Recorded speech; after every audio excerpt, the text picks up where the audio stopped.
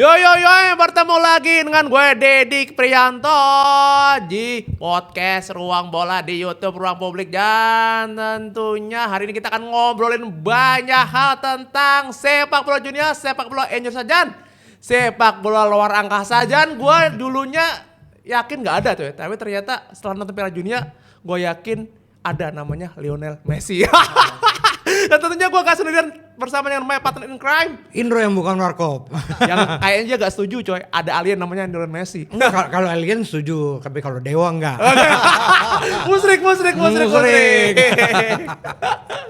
Dan kita bersama siapa, Bung Indro? Ini tentunya udah di di wartawan sepak bola. Ini udah bukan nggak dikenal lagi, bukan ini lagi. Udah sangat terkenal lah ya. Terkenal. Karena dia ada di akar rumput sampai akar langit itu. Sama siapa kita hari ini? Ada Bung Yuka. Waduh. Bajunya keren coy. Liga Top Score. Ini ambassador. Wih. Top Score. Gue demen nih. Liga Top Score ini liga yang kayaknya the only one yang paling gede dah untuk kelompok betul. umur. PSSI aja kagak sanggup ngurusin kayak gini. Yang ngurusin ya Bung Yuka dan kawan-kawan. Iya betul. Bisa aja. Makanya teman-teman, siapa seumuran kita nih, milenial nih, kalau lo punya anak ya, punya tetangga boleh ya, masukin deh ke Liga Top Score karena biar lo bisa jadi pemain nasional. Amin. Semoga. Nah hari ini kita akan ngobrolin apa, Bung Indro? Ini kan kita udah masuk ke perempat final ya. Yes. Ini perempat final tentunya akan makin seru. Nah ini yang kita bahas dulu tentang Alien. perempat final Piala Dunia dulu. Ini kira-kira yang nembus ke semifinal nanti siapa? Analisisnya seperti apa? Kita akan tanya tadi. Nah, sebelum sono, gue pengen nanya nih, karena ini masih fresh banget ya. Baru karena kita tadi ngomongin Alien di awal, ini soal Messi ya. Dan laga Argentina versus Mesir. Ini kan 2 hari lalu ya. Ini kita tapping di tanggal berapa nih? 9 Juli ya, faktis 2 hari lalu.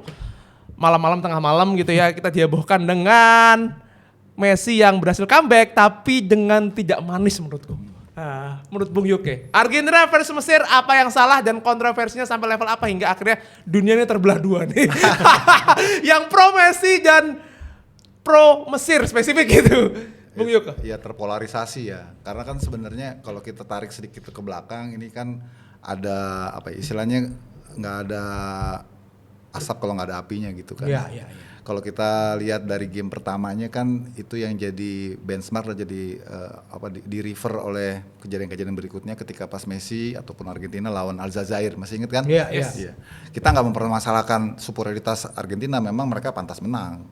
Unggulnya kan juga 3-0 mutlak lah secara permainan dan creative chances dan yang lain-lain secara atribut permainan memang pantas. Cuman kan akhirnya jadi pertanyaan ketika ada pelanggaran Messi yang ingat kan ada capturean yang dia nginjek betis bagian belakang itu kan harusnya diberikan kartu ya. Minimal kartu ya. Minimal kartu. Itu kartu aja enggak gitu kan. Padahal untuk pelanggaran-pelanggaran yang serupa yang dilakukan oleh pemain-pemain lain merah gitu kan. Ya akhirnya terus dibawa terus itu persoalan itu kan. Itu yang kemudian ketika lawan Mesir jadi klimaksnya begitu ada gol kedua dari Mesir yang dianulir oleh wasit karena ada pemain Mesir yang sebelumnya lebih dulu menginjak kakinya Lisandro Martinez kan, yang akhirnya kemudian itu di-call sebagai foul dan golnya itu nggak jadi. Walaupun setelah itu Mesir bisa lagi bikin gol kan, itu kan kejadian ini kan ketika 1-0 ya. Iya. Nah terus Killing the game itu harusnya ya. Nah terus setelah itu ada ada momen lain ketika salah yang di kail kakinya gitu ya. Kenapa itu kok nggak foul gitu ya? Ada perdebatan di situ ya karena salah udah kehilangan bola gitu kan. Oke. Terus Tapi nggak dilihat VAR juga bang, nggak dilihat ya. Oke, terus yang berikutnya yang ketika McAllister narik bajunya Fati itu. Nah, itu kenapa nggak di-call? Kalau memang itu benchmarknya si Lisandro Martinez aja di-call sebagai itu foul dari Mesir, kenapa itu nggak di-call sebagai foulnya si McAllister gitu loh. Jadi kalau gue garis bawahi benang merahnya konsistensi kepemimpinan wasit yang menjadi persoalan. Jadi kadarnya itu harusnya sama gitu. Kalau untuk foul seperti itu dikenakan untuk tim A, hal yang sama juga harus sama juga hukumannya untuk tim B juga kalau melakukan yang sama. Nah itu yang nggak konsisten. Akhirnya dibalikin lagi kan tuh Balogun kok bisa tuh di appeal dibanding ya, di kartu merahnya dihapuskan gitu misalnya. Kenapa kok Messi kok waktu itu nggak dapat kartu kuning bahkan ya? Harusnya kan malah merah. Kan pelanggarannya kan sama-sama apa istilahnya refleks movement gitu ya. Karena kan ketika kita duel 1v1 tuh nggak terhindarkan tuh gerakan-gerakan refleks yang sebenarnya nggak ada atensi untuk mencederai ataupun untuk menjegal. Tapi karena mereka kan besar-besar ya, sepatunya gede-gede, ya poles-poles dikit sih itu pasti keniscayaan yang terjadi gitu loh. Nah itulah konsistensi itu yang gue kira setiap wasit itu kayaknya preferensinya beda-beda. Akhirnya itu jadi persoalan kan, termasuk nanti kita akan bahas bagaimana pertandingan antara Maroko lawan Perancis yang wasitnya semua Argentina semua. Nah lo, akhirnya kan dikait-kaitin kan, sebenarnya nggak ada urusannya kan, tapi karena ada apa ya istilahnya konspirasi ya. Bukan. Karena ada persoalan yang nggak selesai sebelumnya itu, akhirnya dikait-kaitin gitu loh. Nah, akhirnya kita jadi bicaranya nggak lagi sepak bola nih, bicaranya jadi teori konspirasi jadinya kan. Jadi padahal nggak adil juga gitu. Bahwa Argentina memang pantas untuk lolos sih ya. Tapi maksud kita itu wasit juga harusnya nggak terlalu overprotective juga sama Argentina gitu. Wabil khusus sama Messi ya. Messi tuh ya tadi kalau Bang Indro bilang alien ya oke, alien. Jadi nggak perlu dibantu, biarin aja natural aja. Dia besar memang karena memang ininya dia kok kemampuannya dia kok. Jadi wasit nggak usah over respect gitu. Kalau emang pelanggarannya pelanggaran. Over respect ya wasitnya. Kadang-kadang wasit gitu. Kadang-kadang wasit kan ngeliat seolah-olah melindungi propertinya sepak bola kan. Pemain-pemain besar itu kayak dilindungi. Dilindungi dalam artian kalau dijegal ataupun dicurangi, dijailin segala macam dia cepet-cepet gitu loh memprotek. Dalam kalau gini kayak misalnya Perancis lawan Paraguay. Itu wasit gila menurut gue. Nggak ada kartu kuning pun yang dikeluarin. Kartu kuningnya keluar setelah pertandingan selesai karena ada inu gitu kan protes apa. Tapi selama pertandingan lu coba lihat deh. Gila itu bukan main bola itu. Main kayu kalau orang Batak bilang. Di bawahnya tarkam coy. Iya, jadi setengah tiang hajar. Tapi mentalitas Mbappe dan kawan-kawan, wah keren sih, nggak terprovokasi ya, tenang, tetap fokus gitu. Tapi kan kita nggak bisa tolerir pelanggaran kayak gitu. Nah tadi lagi-lagi kembali ke konsistensi wasit. Jadi wasit itu nggak konsisten, standarnya tuh beda-beda. Jadi ya memang ini sulit ya, karena manusia yang mimpin kan pasti tes lu, tes gua, tes Mas Indro beda-beda gitu loh. Tapi kan tetap harus ada standar yang ya relatif sama lah gitu. Kan tuh wasitnya kemarin maka langsung dihujat kan yang Prancis lawan Uzbek. Itu kan kalau mau memprotek main bintang, lu protek juga dia, Mbappe. Itu kan aset juga itu. Iya. Itu gila itu dikasarin kayak gimana tuh dia cengar-cengir aja gitu kan. Cuma kan nggak bisa begitu gitu maksudnya kan. Harusnya tetap sama, kalau lu mau protek, kalau enggak ya udah natural aja gitu. Itu yang sayang. Olise sampai marah-marah itu jarang-jarang men. Iya. Orangnya sekul itu ya. soft spoken gitu ya. bisa marah gitu kan. Nah sekarang kan ketika kejadian si Balagun itu appeal-nya diterima, dia boleh main lagi. Kan Perancis juga ngajuin supaya kartu kuningnya Olise dibatalin. Ditolak sama FIFA. Ada dualisme. Nah, kan makanya ini polemik dan juga skandal Piala Dunia yang paling menghebohkan dibanding sebelum-sebelumnya.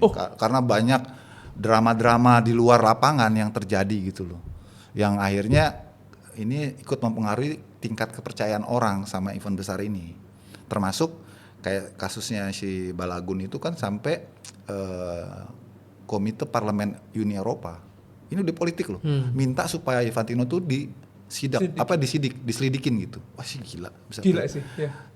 Terus dari statement resminya UEFA itu menyatakan bahwa apa yang dilakukan oleh FIFA terhadap kasusnya Balagun itu mencederai nilai-nilai sportivitas. Ini dua konfederasi besar ya. Ini ujungnya nanti kepada Kongres nih ntar ujungnya nih. Ini nggak bisa dipercaya nih ketua FIFA ini gini-gini gitu. Dia kan anggotanya berapa tuh? 53 apa 52 UEFA. Dan berpengaruh semua. Berpengaruh. Nggak bisa dibeli one foot, one bantuan ya. Kayak di zamannya Blatter kan begitu cara bermainnya kan. Blatter Infantino kan sama, negara kecil yang one foot, one ini kan ketika Kongres kan dapat gitu semua. Sama, satu suara. UEFA kan nggak bisa lo gituin men. Orang negara mapan semua. Nah itulah yang membuat akhirnya hajatan Piala Dunia kali ini tuh sedikit agak tercoreng ya. Karena banyak hal-hal non teknis yang ikut bermain mempengaruhi arah permainan gitu loh.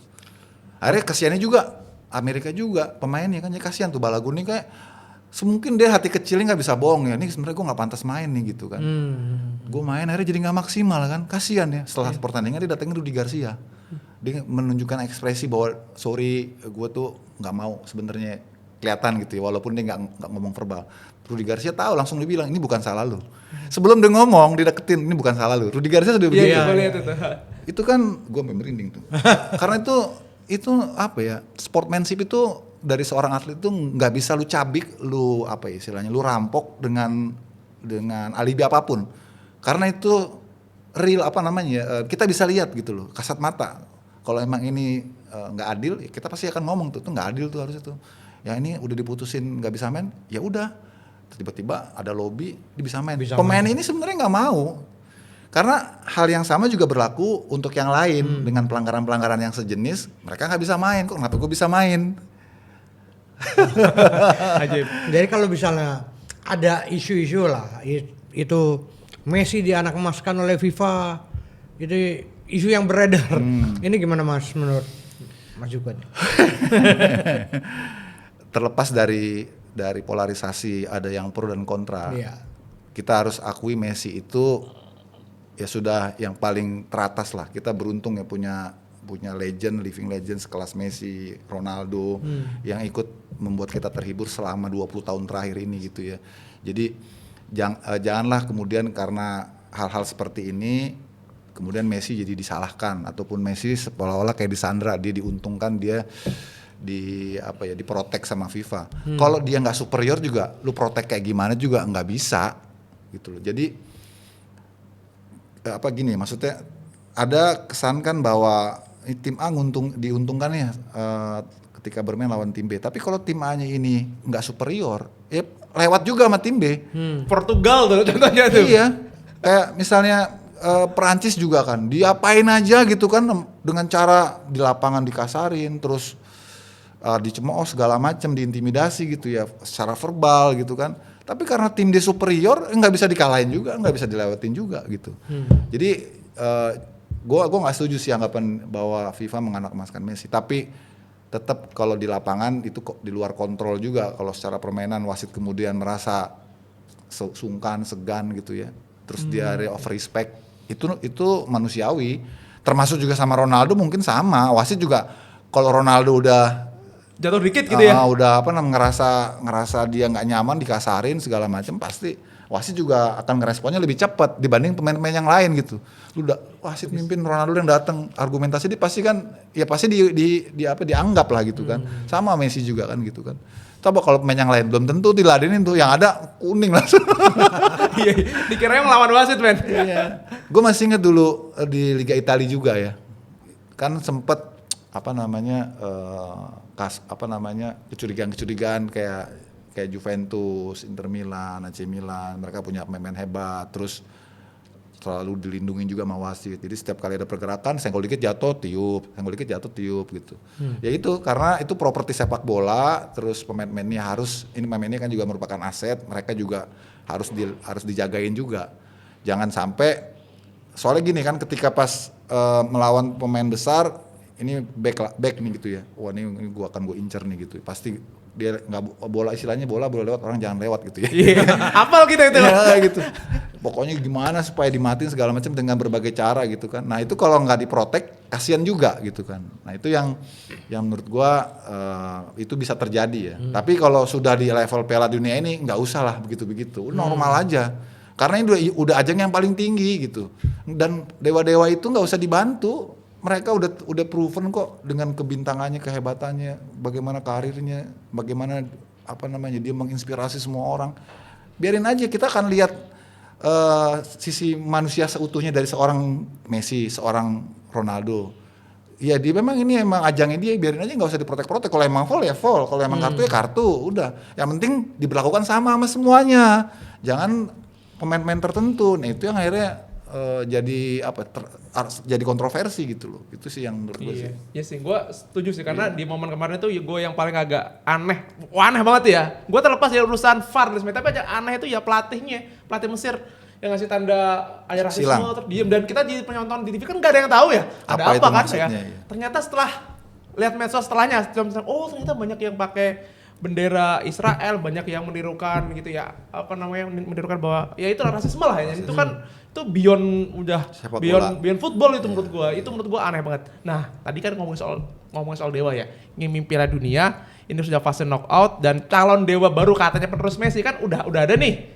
Ada namanya di Spanyol ada siapa? Ada Lamine Yamal, ya kan? Terus ada Viking Haaland. Gua lama banget gak lihat Haaland sedahsyat ini, ya kan segembira ini main-mainnya. Kan kelihatan dari mukanya ya kan, dia GC itu ya oke, tapi kan tekanan kalau ini kan dia kayak enjoy the life, enjoy the football gitu ya. Gue jarang banget lihat, ini kok mukanya tersenyum banget, terhalan-halan lah kalau bahasa anak-anak sekarang. Nah ini ya, menurut gue sekarang Piala Dunia jadi lebih menarik. Setelah 48 kemarin kan agak lebih, lama banget ya nunggu pertandingan yang keren ya. Kemarin kita ketemu pertandingan menarik-menarik dan besok pertandingan akan lebih keren-keren. Misalnya yang ini ya. Besok itu fase knockout pertama itu besok sekarang hari nanti malam dong. Nanti Maroko. Kan. Dini hari ya. Nanti malam kan. Prediksi Bung Yoke, Prancis lawan Maroko. Bagaimana? Ini kan Maroko ya kita sepakat. Gua menyebut Maroko ini bukan lagi tim underdog lah. Oh iya. Iya kan, dia udah 10 besar bertahun-tahun di 2022 FIFA kan. aja sudah semifinal. Jadi kalau menyebut dia underdog enggak lah. Nah, sedangkan ketemu pasukan Prancis yang gua merasa di 2002 itu tidak ada apa-apanya dibandingkan squad sekarang. Ya kan?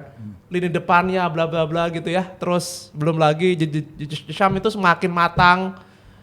Dan Mbappe ketemu Olise yang wow. Bung. Kalau di atas kertas mudahnya Prancis pasti diunggulkan. Itu udah commons lah.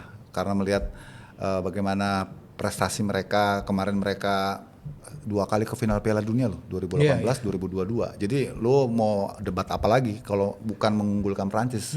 Tapi ini kan udah berbeda ya, dimensinya udah berbeda. Ini banyak aspek yang akan bermain nanti, apalagi nih babak knockout di fase 8 besar, itu kita nggak bisa ngeremehin Maroko juga.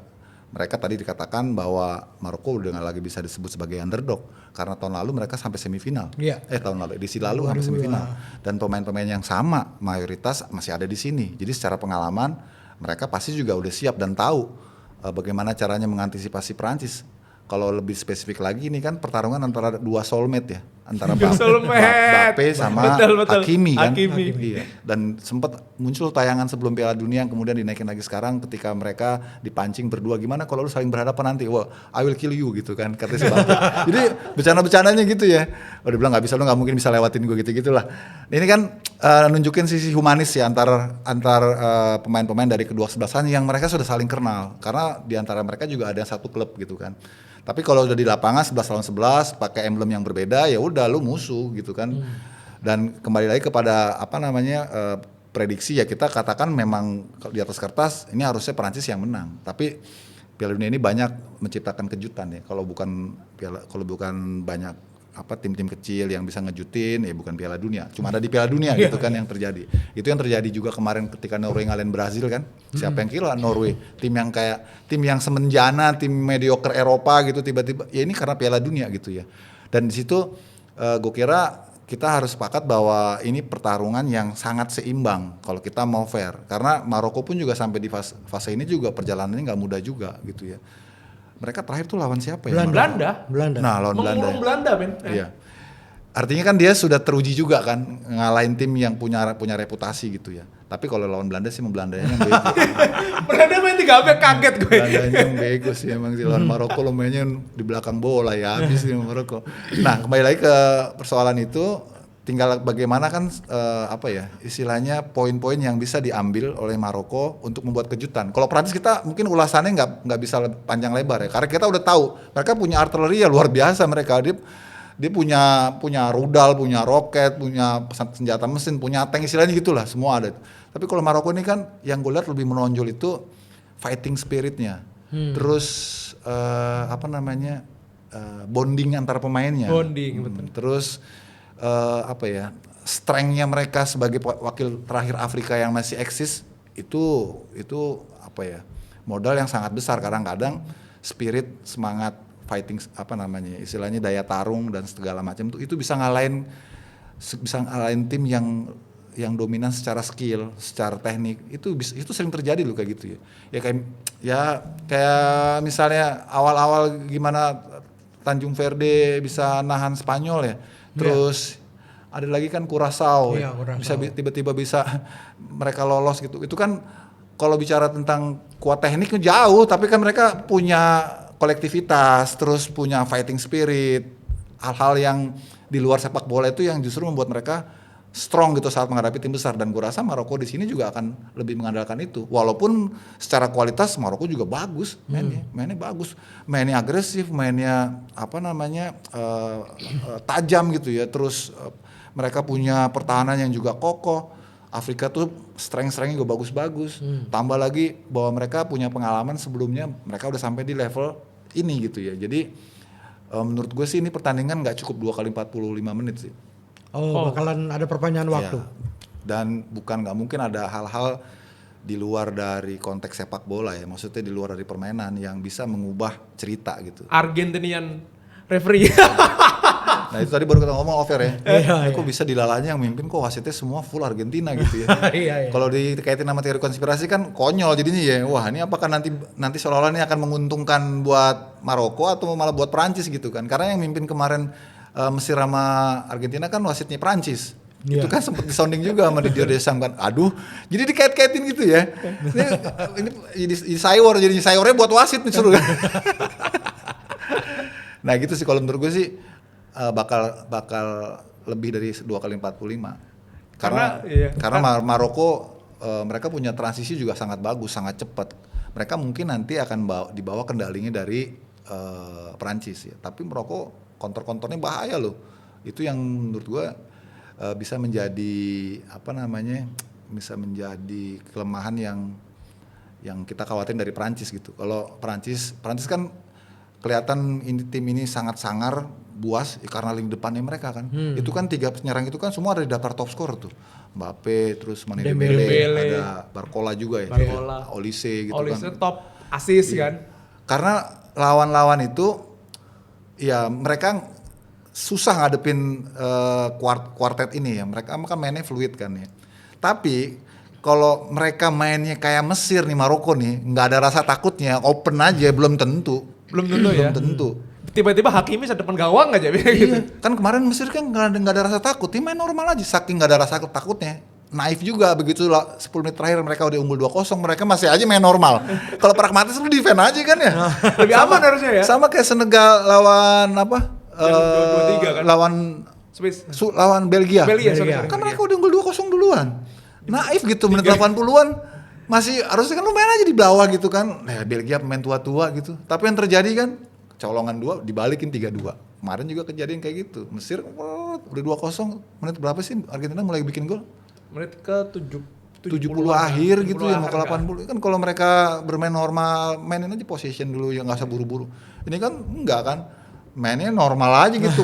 counter ya udah, bocor satu bocor lagi, bocor lagi gitu. Lupa dia lawannya itu Messi kan. Iya. Nah kalau dibilang Prancis lawan Maroko ini antara individu, secara kualitas individu melawan permainan tim dari Maroko. Iya itu betul. bagaimana? Iya betul, setuju. Jadi kalau Prancis itu identik sama kekuatan individunya ya. Individunya itu yang bisa ngangkat timnya gitu.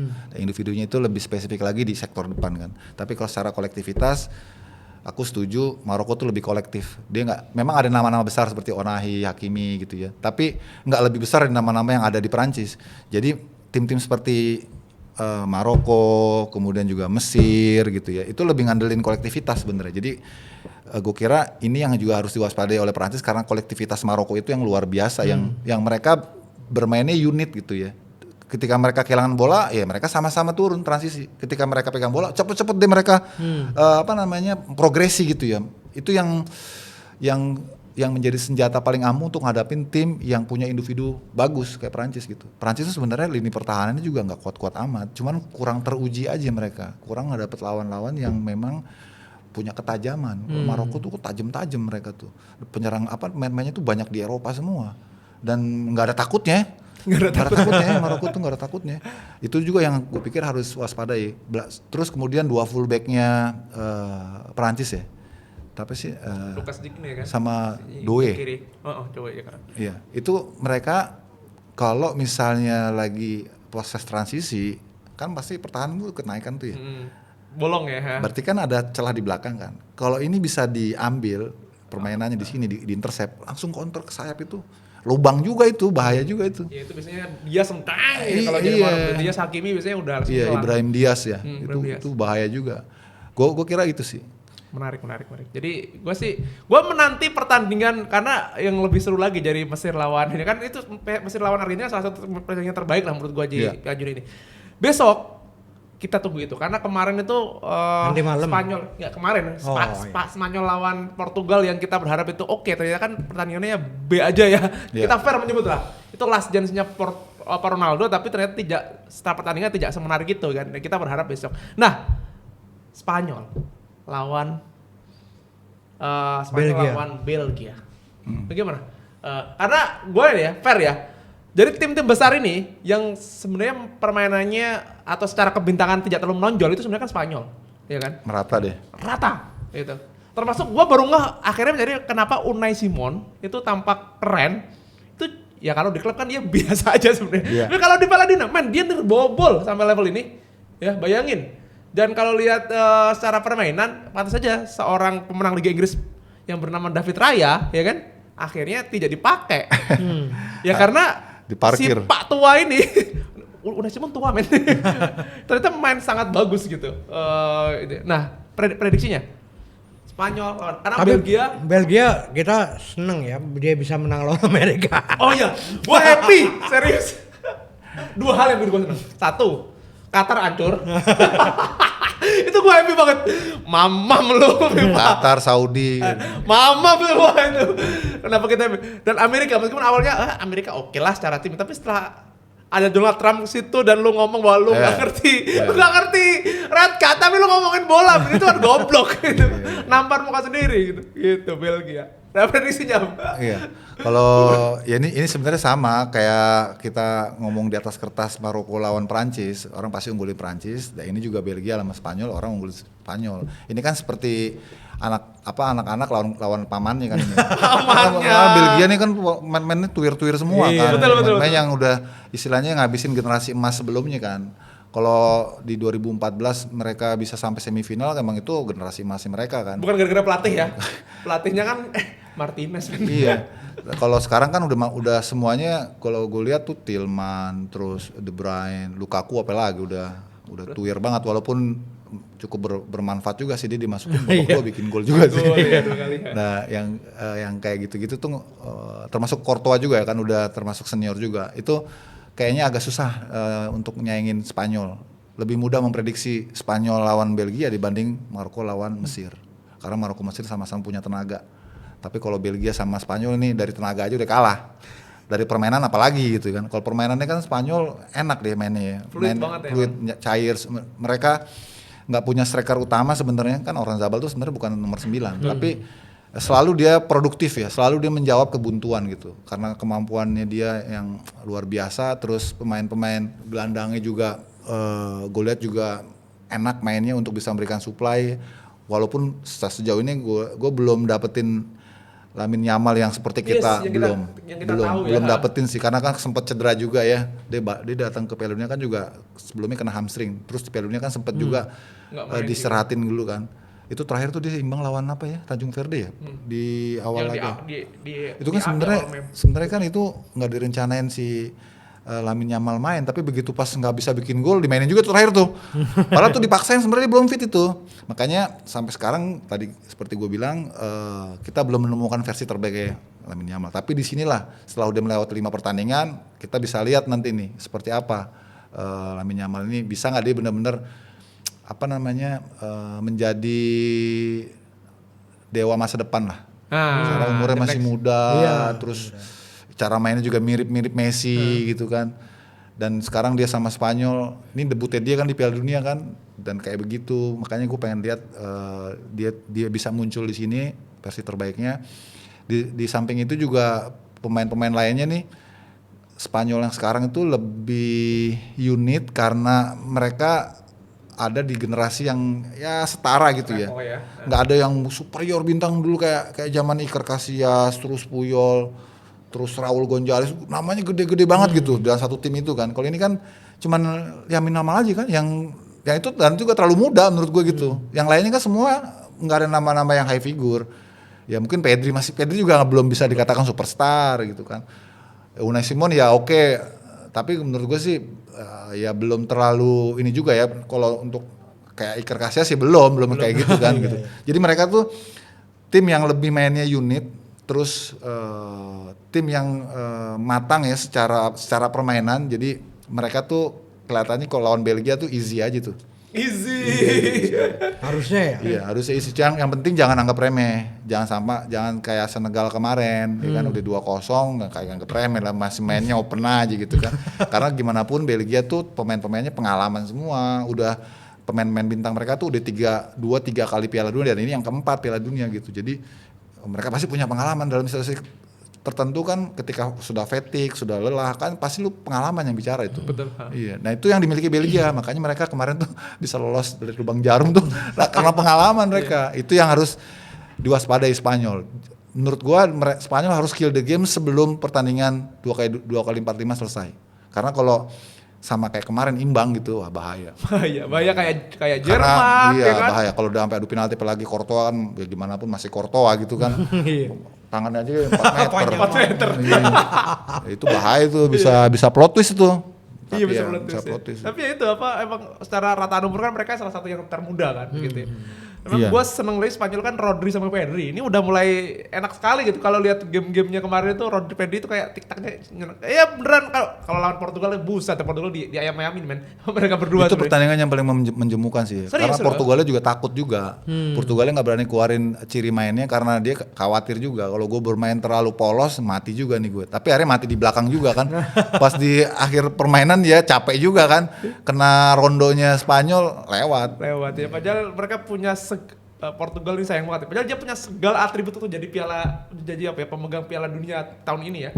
Lu punya Vitinha, lu punya Bruno. Iya. Dia punya semua. Punya semuanya. Dan dia baru juara European Nation League 2005 kan. Itu ngalahin Spanyol waktu itu kan, adu penalti. Dia punya segalanya tapi itu nggak dimanfaatin oleh seorang Roberto Martinez, sang penghancur Belgia. Nah, itu Roberto Martinez juga yang tidak bisa memanfaatkan golden generasinya Belgia waktu dia pegang. Oh iya, betul. Itu yang bikin menjengkelkan sekali. Nah, oke, setelah kita pergi, kita terbang ke Viking, men. Viking. Norway lawan Inggris. England. Iya. Nah ini kalau England, ini kan lihat dua sosok Harry Kane dan juga Bellingham. Yes. Yang selalu Haji. Iya. Harry Kane. membawa Inggris sampai sejauh ini gitu. Nah terus kalau Norway, Haaland. Ini bagaimana ngelihat ketiga sosok ini lah? Kalau dari sosok ya memang terutama dari Norwegia ya. Norwegia pasti akan berbeda dengan atau tanpa Haaland, pasti berbeda. Jadi Haaland ini makanya Norwegia disebutnya Haaland dan kawan-kawan. Haaland dan kawan-kawan. Karena dia yang ngegendong semuanya gitu loh. Iya. Dan itu kita bisa lihat ya bagaimana magisnya dia benar-benar tipikal striker nomor 9 yang bisa menjadi game changer paling utama gitu ya. Kelihatan gerakannya malas-malas aja kan. Tapi itu malas-malas itu begitu balik badan, langsung gol. Itu kayak ikan piranha dia. Nggak boleh cium bau darah, kayak hiu lah istilahnya. Dan teman-temannya tahu kapan saatnya dia bisa mendeliver bola, ketika Haaland posisinya di mana, ketika Haaland lagi ngapain gitu ya. Mereka tahu dan selalu dijawab dengan sangat baik oleh Haaland. Jadi menurut gua sih Inggris harus double pengawasan bukan man to man. Kalau Haaland tuh nggak bisa setiap dia kemana diikutin, nggak bisa. Tapi begitu dia udah mulai mencium bau darah gitu, ini pemain belakangnya Inggris nih harus aware, harus tahu nih kemana nih, karena kan sekarang udah berapa 7 gol ya dia. Iya kan? Iya, dia mesin utamanya Norway, siapa lagi kalau kalau nggak mau kalau bukan dia yang dihambat. Udah, bagaimana caranya Inggris itu harus selalu waspada ketika Norway dapat bola, cari tuh Haaland kemana bergerak itu.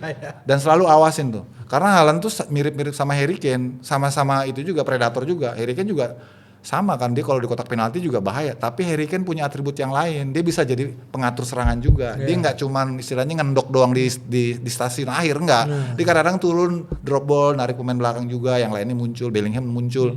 Itu lebihnya Inggris gitu loh. Kalau Norway lebih ke Haaland sih, walaupun yang lainnya juga gue lihat sih memang punya ini juga ya, punya kontribusi, tapi mostly ya Haaland yang nentuin akhirnya gitu loh. Kan masih ada Odegaard juga ya, tapi ya oke lah. Tapi Odegaard nggak sehebat Bellingham lah kalau di fase ini nih ya. Bellingham tuh bener-bener wah, terutama ketika dia ngalahin Amerika ya, luar biasa itu ya. Gue lihat itu Inggris yang bener-bener main pakai hati gitu. Lawan Meksiko kan di ketinggian, terus Meksiko, itu tekanannya besar, susah dan gitu. begitu selesai pertandingan tuh si Bellingham sampai kayak sujud gitu, saking udah fatigue banget gitu. Itu kan tegang juga ya pertandingan itu kan. Iya. Itu yang gue kira juga akan terjadi ya saat Inggris lawan Norway. Kalau Inggris bisa mainnya lebih klinis depannya, terus bisa manfaatin Jude Bellingham dan juga Harry Kane ketika mereka bermutasi gitu, itu mereka yang akan menang sih menurut gue sih. Tetap Inggris ya, tetap Inggris secara sih, versi tetap Inggris. Inggris. Dan ingat ya Mas Indro bahwa Inggris tuh pelatihnya pinter. Pelatihnya pinter. Tuchel tuh setiap misalnya timnya deadlock udah mulai jemu nih mainnya nih, dia melakukan pergantian pemain tuh on point gitu. Kayak Anthony Gordon ya. Begitu dia masukin bikin 2 assist. Kan tuh sempet deadlock tuh ya tuh Inggris tuh. Nah itu yang gue kira juga jadi peran penting yang dipunyai oleh Inggris karena dia punya pelatih yang pinter. Kan sebelumnya kan keputusan si Tuchel nggak bawa Harry Kane, terus nggak bawa siapa lagi tuh pemain-pemain lain ya yang Trent Alexander-Arnold gitu kan, sempat dikritik juga. Iya. Ya pada akhirnya kan terbukti dia kan bisa gitu bawa tim ini tanpa main bintang itu gitu kan. Jadi itu yang gue kira nilai lebih juga dari Inggris sih. Dibanding kalau Norway kan ya pelatihnya juga bukan pelatih yang kita tahu punya reputasi gitu ya. Dia lebih ngandelin Haaland sih. Kalau Inggris yang gue kesal cuma Pickford. Males banget lihat Pickford. Lu kalau setelah lihat Courtois tangan segini men. Nah, mendingan ngeliat Courtois. Pickford dikit-dikit jatuh. Gitu. Nebelin banget mainnya. Tapi pertanyaannya apakah Inggris ini bisa sampai at least kan kalau musim lagi kalau 4 tahun lalu kan dia sampai semifinal kan gitu ya. Ini bisa sampai selevel ini enggak sih Inggris? Kan kalau ini dia bisa bungkus lawannya di babak ini kan dia udah semifinal. Berarti kan nyampe. Nyampe. Tapi masalahnya ntar semifinal ketemunya Argentina kemungkinan ya. Iya kan. Katanya marah Argentina plus FIFA katanya. Karena kan ini satu bracket ya. Iya, bracket ya. Ya kalau itu ya susah lah. Susah. Argentina sih susah. Karena Argentina kalau udah masuk fase itu udah susah dikalahin sih. Betul sih itu. Itu mentality ya. Mental. Dengan Inggris kan Iya. Going home mentality bukan going home mentality. Iya, itu udah bicara pengalaman, bicara mental, terus ya kualitas juga. Kalau dari individu kan kualitasnya Argentina juga bagus ya. Artinya dibanding Inggris kan ya mereka punya banyak pemain-pemain liga domestik ya. Tapi ya sudah begitu aja bentukannya gitu, nggak ada yang istimewa gitu. Terus tambah lagi pemain-pemain yang kemarin juara dunianya masih mostly ada di tim Argentina saat ini. Iya. Dia udah nggak tahu ngadepin situasi kayak gitu kan. Sementara Inggris mainnya kan baru pertama mungkin kalau sampai lolos semifinal, ini baru main di semifinal pertama nih gitu. Bellingham pertama. Ya, makanya. Kan? Bellingham cuma Haji Kane kan. Iya, Haji Kane aja. Anthony Gordon juga baru kan si Noni Madueke, Eze, masih banyak yang baru gitu. Nah, ini kan pertandingan terakhir Argentina Swiss. Yang di perempat final ya. Pertandingan terakhirnya tuh Argentina Swiss. Ya kalau Swiss kalau bisa lihat orang lihat di atas kertas ya Argentina lah pasti. Iya. Gitu ya. Sama juga benar juga. Kalau sampai kalah sih kiamat kayaknya. Kayaknya Infantino tiba-tiba kayaknya udahan aja nih udah gak ada bisa dijual nih, udah gak bisa dijual. Enggak, karena emang gue kebetulan 2 kali siaran Swiss ya, emang mainnya gak istimewa. Tapi lawan-lawannya emang kurang gitu. Lawannya Aljazair, lawannya Bosnia kurang. Dia ada di grup yang menguntungkan buat dia gitu. Kemarin lawan Kolombia juga, aduh main bola apaan sih, lembur pula lagi gua sampai adu penalti kan. saking minim kreativitas baik dari Kolombianya baik dari Swissnya. Tapi emang Kolombia pinter tuh lawan Swiss, mereka bikin Kolombia tuh frustrasi gitu ya. Cara defense mereka, organisasi mereka kan tim yang sangat kuat dalam organisasi mainnya, karena tim ini selalu dari 3 Piala Dunia sebelumnya itu minimal 16 besar. Di bawah Murat Yakin memang bagus tim ini. Terus Granit Xhaka juga bagus, terus Embolo depannya pemain mudanya Mazambi bagus tuh. Jadi mereka tim yang so-so aja lah, tapi kalau lawannya itu anggap remeh lah, mereka bahaya nih, bahaya. Jadi gue rasa ya Argentina nggak mungkin anggap remeh lah sampai di fase ini kan. Bagaimanapun Swiss kalau bisa dibunuh di awal dia bikin gol lebih banyak di awal, udah mau nggak mau Swissnya keluar kan pasti kan. Jangan sampai Argentina kebobolan lagi kemarin. Kan itu baru pertama kali Argentina kebobolan ya, lebih dulu ya. Biasanya kan dia ngelit dulu biasanya kan. 2 gol lagi. 3 gol malah harusnya kan. Iya. Nah makanya ini belajar benar dari kejadian Argentina lawan Mesir, mereka harus bikin gol dulu. Karena Swiss udah pasti mainnya akan nunggu. Nggak mungkin nih lawan Argentina Swiss mainnya terbuka. Kalau udah seperti itu konsepnya, gimana caranya dengan kreativitas Messi punya gitu ya, dia bisa leading dulu. Kalau udah leading begitu, otomatis Swissnya akan keluar kan. Nggak mungkin dia udah kebobolan masih bertahan aja, ya udah Argentina main aja. Karena udah di fase kayak gini bukan lagi persoalan teknik, tapi persoalan mental sama taktikal. Oh iya.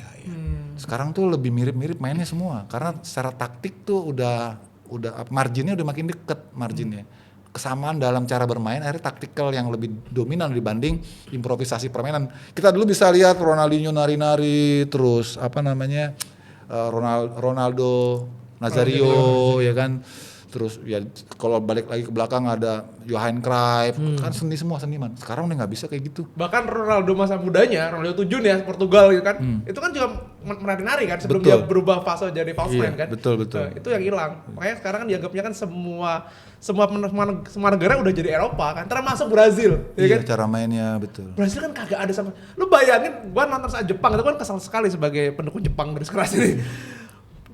Brazil main bola panjang coy. Iya. Bola panjang. Ini berhasil. Sekali lagi berhasil. Iya, itu dan dia. kalah 2. Ya kan Jepang kan nggak mungkin berhasil akan bermain level itu kan. Iya. Gitu. Sampai nah, ini kembali lagi soal Argentina. Menurut Bung Yuke, ini kan Argentina 2 kali kayak dan kebobolan taktik. Ya kayaknya menang mudah nih. Kayak Verde dihajar sampai 120. Itu kok kalau nggak gara-gara keajaiban Messi nggak mungkin. Kejadian. Yang kedua Mesir dengan segala kontroversinya ya tentu saja Messi. Sedangkan Messi kalau kita bandingkan dengan 4 tahun yang lalu tentu berbeda. Tidak aja seorang Di Maria kan kelihatan banget. Kreativitas only Messi kan. Nah ini kalau misalnya mematikan Messi, ini beneran bisa kalah ya. Tiba-tiba Messi mencret seharian gitu. kayak kasus apa gitu. Ronaldo ya? Ronaldo kan dulu katanya begitu. Katanya sih gua gak paham. Masalahnya gak ada yang bisa matiin Messi. Messi itu nggak bisa dimatiin, tapi distribusi bola yang ke dia itu yang harus dimatiin. Nah itu. Jadi jangan sampai Messi itu dapat keleluasaan pegang bola dari temennya. Kan ketika satu pemain yang kreatif ini nggak bisa dimatiin karena dia jenius gitu ya. Gimana caranya dia sesedikit mungkin pegang bola? Gimana caranya? Yang lainnya yang distributor itu yang dimatiin. Kan kalau tadi sempat disebutin bagaimana mereka bisa kecolongan 2 gol lawan Mesir, terus 2 gol lawan Tanjung Verde.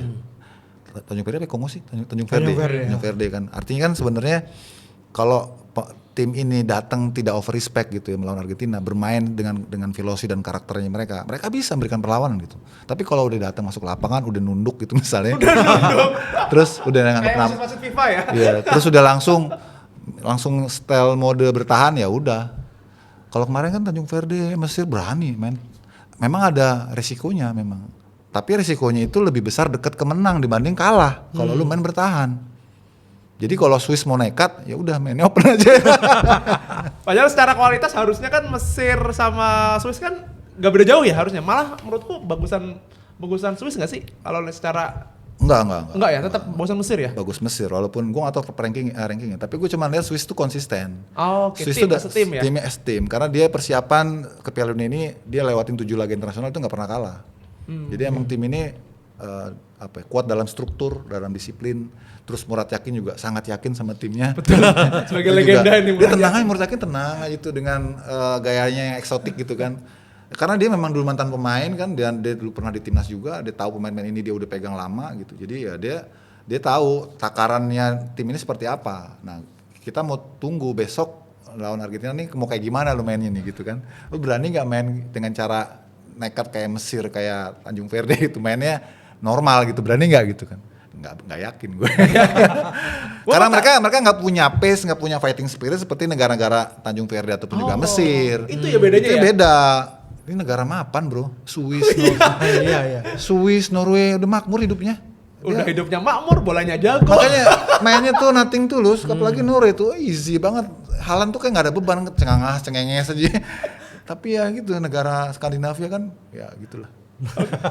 Oke, ini terakhir untuk menutup sesi Piala Dunia. Sampai apakah final idaman itu Argentina versus Prancis? Kalau lihat di bracketnya kan begitu kan, Iya, digadang-gadang. iya. Konon katanya konspirasinya kan ini FIFA biar bisa jualan ini, biar Prancis lawan Argentina lagi katanya. Iya, di atas kertas kayaknya sih begitu, di atas kertas ya. Tapi kita pengen ada kejutan lah ya, supaya ada juara baru lah. Kalau juara baru kan berarti Maroko yang harus ke final ya. Maroko harus ke final. Karena kalau Prancis pernah juara, Inggris pernah juara, Argentina pernah juara, Spanyol pernah juara. Jadi kan ya nggak apa namanya, nggak surprise lagi kalau mereka lagi yang kayak itu kan. Paling nggak yang udah lama nggak juara lah. Inggris. Gue pengen ada di luar Amerika sama Eropa lah ya, Maroko lah. Wah, kalau itu sih ajaib banget itu. Ajaib Itu bisa plot twist dan bisa menggugurkan semua teori konspirasi yang mengapung. Loh, Maroko juara loh. Kan berarti yang lain semua ketutup tuh. Iya. Infantino aman dong. Benar tuh. Infantino aman. Itu aman dong. Malah sekarang dia lagi dicecer dia tuh. Iya. Ini kalau juaranya Prancis mungkin oke nih. Ini geng-gengnya pelatih nih. Tapi memang logisnya Perancis Argentina, logisnya. Perancis Argentina karena itu dua tim yang mewakili kekuatan terbaik yang ada sekarang gitu, dan mereka sama-sama udah kemarin ke final Piala Dunia dengan tim yang relatif mirip lah ya. Jadi mungkin sekarang saatnya Perancis yang revenge gitu. Iya, Prancis lebih kuat. Prancis lebih kuat daripada sebelumnya. Jauh menurut gue sih gitu. Tapi emang tim yang bisa 3 kali ke final Piala Dunia tuh gila loh tim itu. Berarti kan bukan cuma kuat secara individu ya, organisasinya kan bagus berarti kan. Regenerasinya bagus berarti. Kan Prancis dari 2018, 2022, kalau sekarang final lagi 2026. Buset. Itu 12 tahun loh bro. Bisa begitu kalau bukan regenerasi dan organisasi federasinya bagus, pemain-pemainnya yang muncul banyak, talent pool-nya kaya gitu kan. Talent pool-nya kaya ya. Mereka berarti kan sukses gitu ya dari sisi pembinaan gitu ya. Kalau Argentina kan memang ya karena Messi-nya aja di situ. Kalau Messi kalau nggak ada belum tentu juga sampai di sini. Nggak yakin gua kalau nggak ada Messi itu tipe pemain sekarang gitu. Ya dulu lah katakan 2006 ketika pertama kali Messi muncul di Piala Dunia ya. Kan dia kan nobody kan. Argentina nggak jadi apa-apa tuh. Jadi apa-apa gitu kan. Termasuk juga di 2010 ya. Itu baru Messi udah mulai kelihatan lah ya. Tapi kan dia belum jadi bintang yang superior gitu ya. Ya biasa aja gitu. Tapi begitu pas udah dapet peaknya Messi terus sampai sekarang ya. Sampai Ronaldo berhasrat akan main lagi di 2030. Terus dia udah retire. Ya main, orang mainnya di Portugal. Oke, ini sudah kita udah lengkap sekali. Semoga aja Infantino lengser. Wah itu pesannya sebenarnya. Setuju gue. Setuju gue. Memang tuh. Oke.